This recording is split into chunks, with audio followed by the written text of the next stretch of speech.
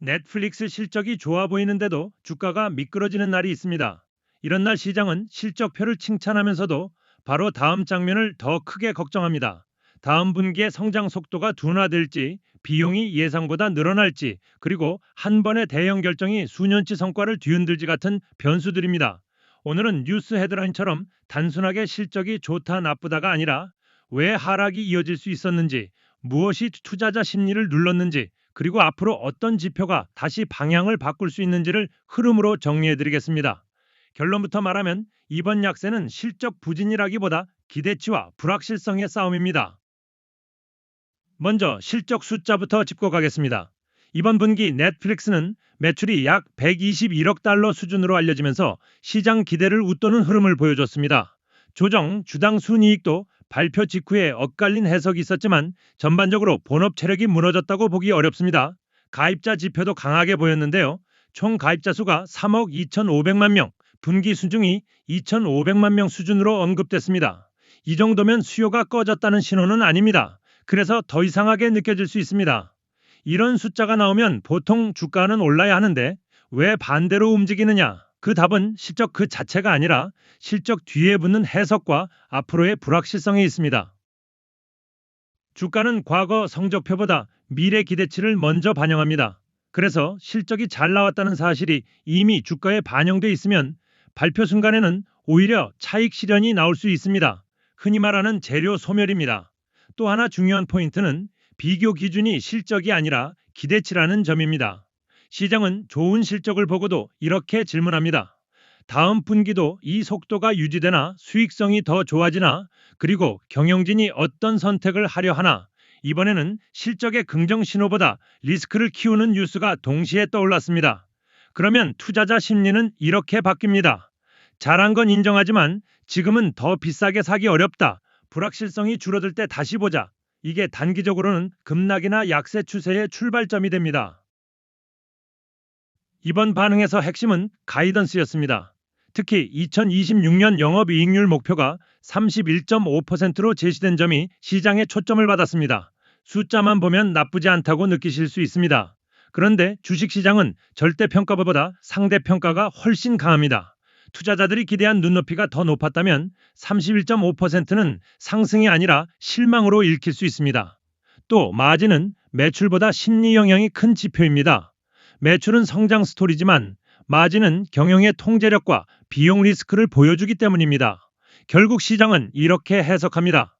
이번 분기는 좋았는데 내년에는 비용과 투자로 마진이 생각만큼 더 좋아지지 않을 수도 있겠다. 이 한 문장이 단기 주가를 크게 흔듭니다. 여기에 가장 큰 변수가 겹쳤습니다. 바로 워너브러스 디스커버리 자산 관련 인수전 가능성입니다. 알려진 내용 중에는 약 827억 달러 규모의 올 현금 제한 같은 이야기까지 나오면서 투자자 시선이 실적에서 딜 리스크로 이동했습니다. 대형 인수는 성공하면 콘텐츠와 플랫폼 파워를 키울 수 있습니다. 하지만 발표 초기에 시장이 먼저 반영하는 건 거의 항상 리스크입니다. 과지급 우려가 있는지, 규제 심사가 길어지는지, 통합 과정에서 비용이 얼마나 늘어나는지, 그리고 그 기간 동안 본업 집중도가 떨어지지 않는지 같은 질문들이 쏟아집니다. 이 국면에서는 실적이 좋아도 주가가 눌릴 수 있습니다. 왜냐하면 실적은 지난 분기의 결과지만 딜은 앞으로 수년의 불확실성을 한꺼번에 끌어오기 때문입니다. 딜 이슈가 더 부담스러운 이유는 비용 구조와 바로 연결되기 때문입니다. 인수 관련 비용이 약 2억 7,500만 달러로 언급됐는데요. 시장은 여기서 금액 자체보다 성격을 봅니다. 이 비용이 여기서 끝나는 일회성인지 아니면 협상과 심사, 통합이 진행되면서 추가 비용이 계속 붙는 구조인지가 중요합니다. 딜이 길어질수록 불확실성의 시간도 길어집니다. 그리고 불확실성은 주가의 할인율을 높입니다. 쉽게 말해 같은 이익을 내더라도 시장이 더 낮은 가격을 붙이게 되는 겁니다. 그래서 실적이 양호해도 딜 관련 비용의 그림자가 커지면 마진 전망이 흐려지고 주가는 더 예민하게 흔들립니다. 이 구간에서는 회사가 비용을 어떻게 관리하는지 그리고 일정이 어떻게 정리되는지가 가장 큰 관전 포인트가 됩니다. 또 하나, 투자자들이 체감하는 악재가 있습니다. 자본 배분의 변화입니다. 딜이 진행되는 동안에는 자사주 매입이 멈추거나 보수적으로 바뀔 수 있습니다. 자사주 매입은 단순한 정책이 아니라 시장에서 주가 하단을 받치는 수요로 인식되는 경우가 많습니다. 특히 규모가 큰 기업일수록 자사주 매입이 지속되면 투자자들은 이렇게 느낍니다.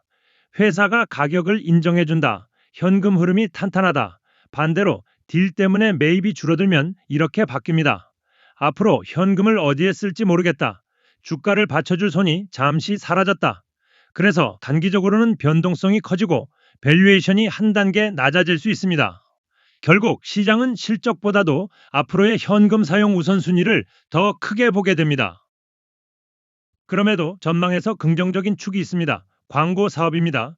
2025년 광고 매출이 약 15억 달러, 2026년 목표가 30억 달러로 언급된 흐름은 중장기 성장 옵션이 될 수 있습니다. 광고가 계획대로 커지면 구독 성장 둔화를 보완하고 수익 구조를 더 탄탄하게 만들 가능성이 있습니다. 다만 단기적으로는 광고 확대가 비용을 동반합니다. 세일즈 조직을 키워야 하고 타겟팅과 측정 같은 기술 투자가 필요하고 광고 상품의 품질도 계속 끌어올려야 합니다. 그래서 시장은 한동안 이렇게 볼 겁니다. 광고는 분명 좋은 이야기인데 분기 단위로 성장 속도가 실제 숫자로 증명되는지, 그리고 그 과정에서 마진이 얼마나 흔들리는지가 관건이다. 즉 광고는 장기 상방이지만 단기 주가를 올려주려면 증명의 시간이 필요합니다. 다음은 비용 구조입니다. 콘텐츠 상각 증가율이 약 10% 수준으로 언급된 흐름이 있었는데요. 이런 문장은 투자자에게 경고등처럼 들릴 수 있습니다. 콘텐츠는 넷플릭스 경쟁력의 핵심이지만 동시에 가장 큰 비용 항목 중 하나입니다. 특히 상반기에는 콘텐츠 출시 타이밍에 따라 비용이 먼저 잡히고 성과는 뒤늦게 반영되는 구간이 나올 수 있습니다. 그래서 투자자들은 단순히 가입자 수만 보지 않고 현금 흐름과 마진의 안정성을 더 강하게 봅니다. 이 구간에서 회사가 보여줘야 하는 건 명확합니다. 콘텐츠 투자를 늘리더라도 수익성 목표를 유지할 수 있다는 통제력입니다. 만약 비용이 예상보다 빨리 늘고 동시에 딜 불확실성까지 겹치면 시장은 더 보수적으로 가격을 매길 가능성이 큽니다. 마지막으로 앞으로의 전망을 정리해 보겠습니다. 단기 방향을 가르는 가장 큰 트리거는 딜의 진행 이벤트입니다. 조건이 어떻게 바뀌는지, 규제 심사 일정이 어떻게 잡히는지, 그리고 비용이 어느 정도에서 안정되는지가 주가 변동의 중심이 될 가능성이 큽니다.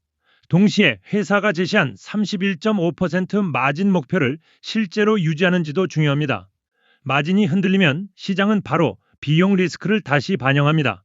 반대로 광고 매출이 분기 단위로 목표 속도를 증명하고 현금 흐름이 안정적이며 자사주 매입 재개 신호까지 나오면 밸류에이션은 다시 회복될 수 있습니다.